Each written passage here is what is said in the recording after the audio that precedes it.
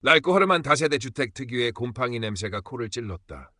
겨울인데도 보일러는 거의 틀지 않아 집안 공기는 차갑게 가라앉아 있었다. 내 방이라고 불리는 곳은 창문이 작고 햇빛이 잘 들지 않아 늘 어두컴컴했다. 벽지는 군데군이 뜯겨 있었고 낡은 장롱과 바닥에 깔린 얇은 이불 하나가 전부였다. 이곳이 내가 19회를 살아온 집이었다. 집이라기보다는 그저 비바람을 피하는 공간, 숨 막히는 생존의 장소였다. 김지혜. 그게 내 이름이었다. 부모님은 내 이름을 부르는 일조차 드물었다. 그들의 관심은 오롯이 내 형제 김태준에게만 쏠려 있었다. 어릴 때 우리는 꽤 의지하는 사이였다. 아버지는 도박에 빠져 있었고 어머니는 알코올에 의존했다. 집에는 늘 돈이 없었고 부모님의 싸움은 일상이었다. 그럴 때마다 태준 오빠는 작은 내 손을 잡고 내 방 구석에 숨어 앉아 있었다.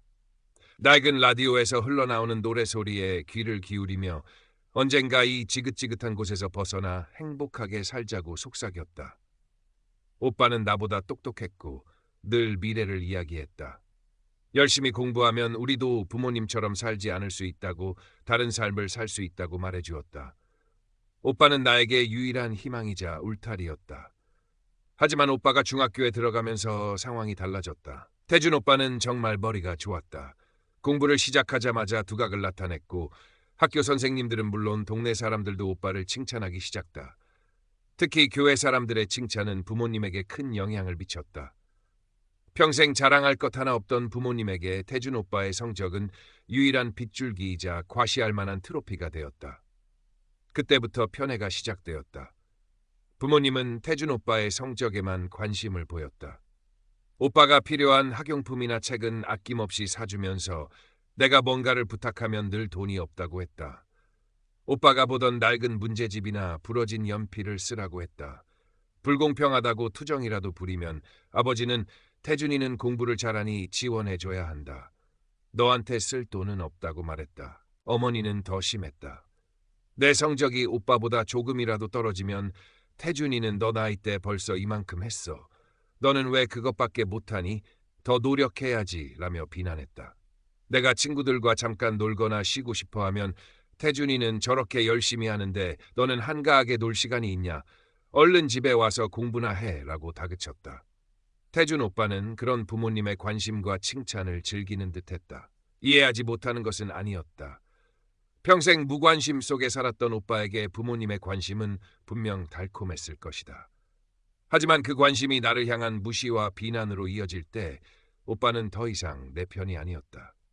부모님의 편애에 대해 이야기하면 오빠는 네가 너무 예민한 거야. 부모님이 언제 우리한테 그렇게까지 했어? 라며 오히려 나를 나무랐다. 어릴 때 나를 지켜주던 오빠는 사라지고 부모님의 편애 속에 길들여진 낯선 사람이 그 자리를 차지한 것 같았다. 외로웠다.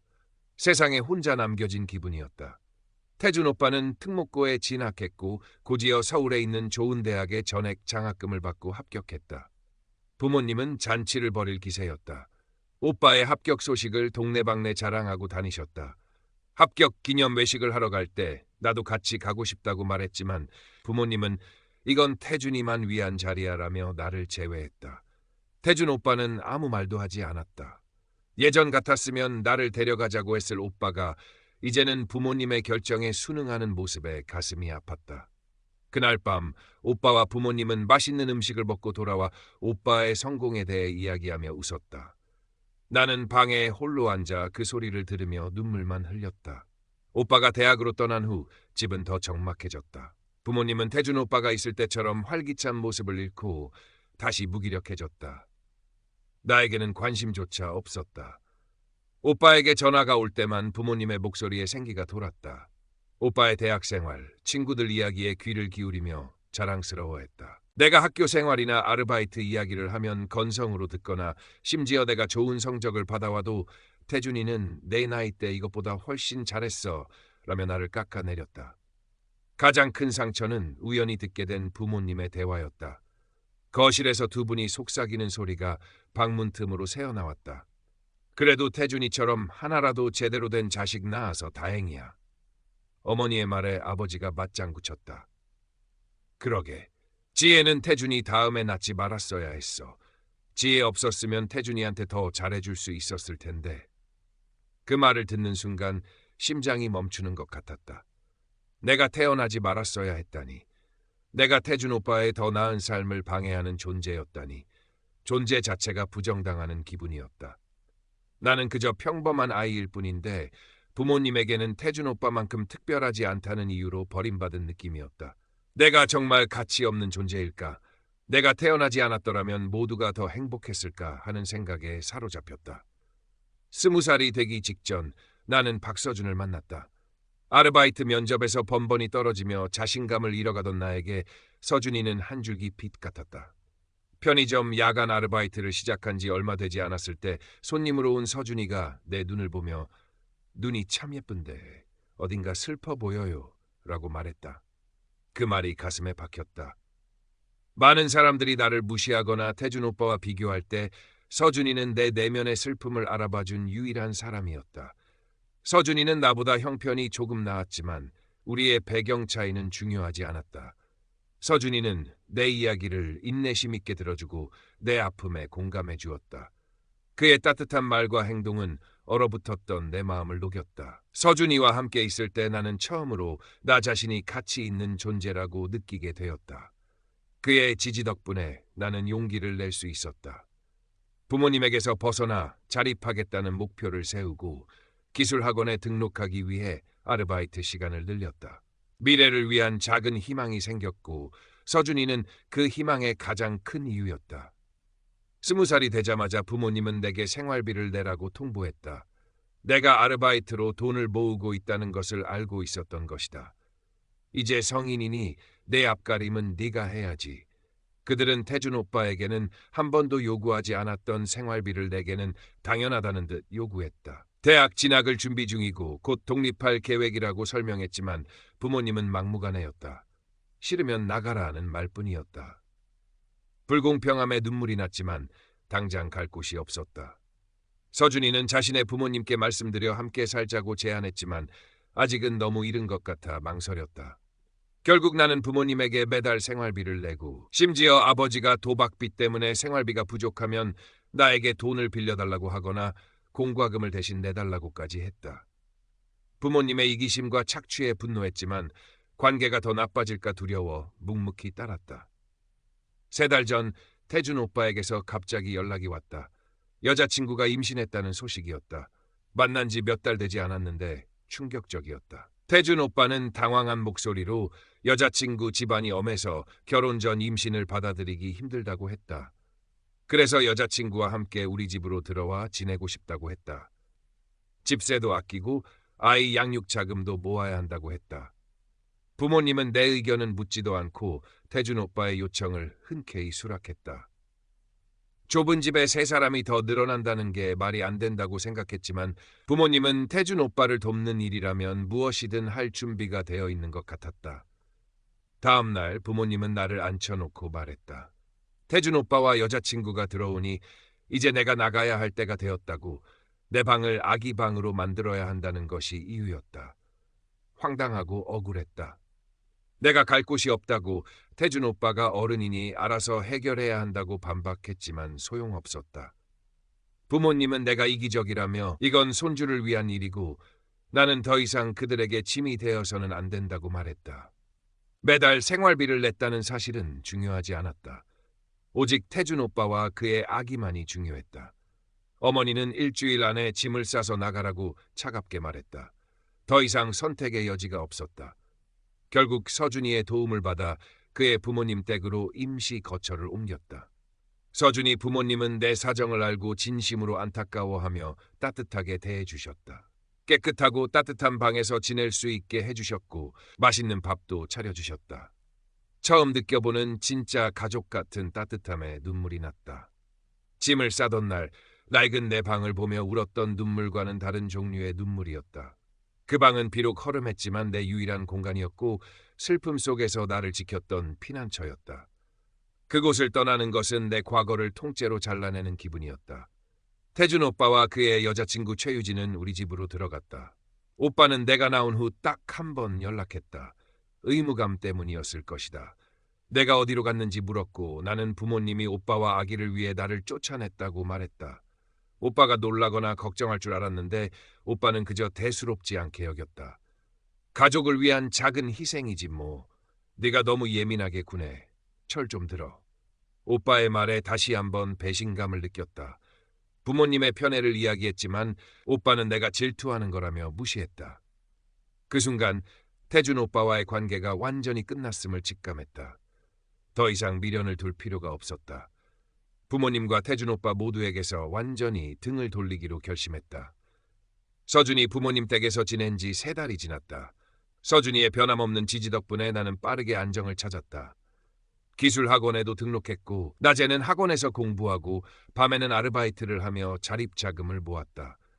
서준이는 늘 나를 응원해 주었고 때로는 함께 학원 공부를 도와주기도 했다. 그의 부모님도 친딸처럼 나를 대해주셨다. 그곳은 나에게 진정한 의미의 집이 되어 주었다. 오늘 점심시간에 부모님에게서 전화가 왔다. 지난 3달 동안 단 한 번도 연락 없었던 그들이었다. 받을까 말까 망설이다가 결국 받았다. 아버지의 목소리는 당황스러움과 초조함으로 가득했다.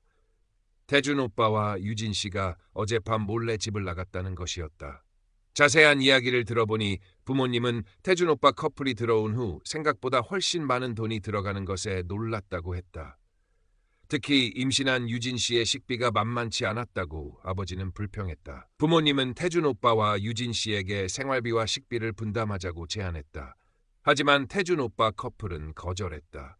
들어올 때 그런 이야기는 없었고 자신들은 부모님께 신세 지는 것이니 돈을 낼 필요가 없다고 주장했다. 부모님이 형편이 어렵다고 하소연하자 태준 오빠는 부모로서 당연히 자식을 도와야 하는 것 아니냐며 오히려 큰 소리를 쳤다고 한다. 결국 싸움은 극에 달했고 어머니가 유진 씨에게 공짜로 살면서 뭘 바래? 꽃뱀 아니야 라고 폭언을 했다고 한다. 그 말에 충격을 받은 유진 씨와 태준 오빠가 짐을 싸서 나가버렸다는 것이다. 태준 오빠는 두 분이랑은 이제 끝이에요 라는 쪽지까지 남겼다고 했다. 어머니는 태준 오빠와 유진 씨에게 계속 연락하며 사과하려 하지만 두 사람 모두 전화를 피하고 있다고 했다. 아버지는 내게 태준 오빠에게 연락하여 오빠의 상황을 알아봐달라고 부탁했다. 태준 오빠와 나도 사이가 좋지 않다고 말했지만 아버지는 간곡하게 부탁했다. 그러다 아버지는 충격적인 제안을 했다. 나와 어머니가 상의했는데 내가 다시 집으로 돌아왔으면 좋겠다고 했다. 왜요? 3달 전에 저를 쫓아내셨잖아요. 나는 의아함을 감추지 못하고 물었다.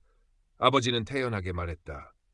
내가 돌아와서 생활비를 내면 우리 형편이 좀 나아지지 않겠니? 그럼 태준이랑 유진이가 나중에 돌아와도 우리가 돈 걱정 없이 도와줄 수 있잖아. 기가 막혔다.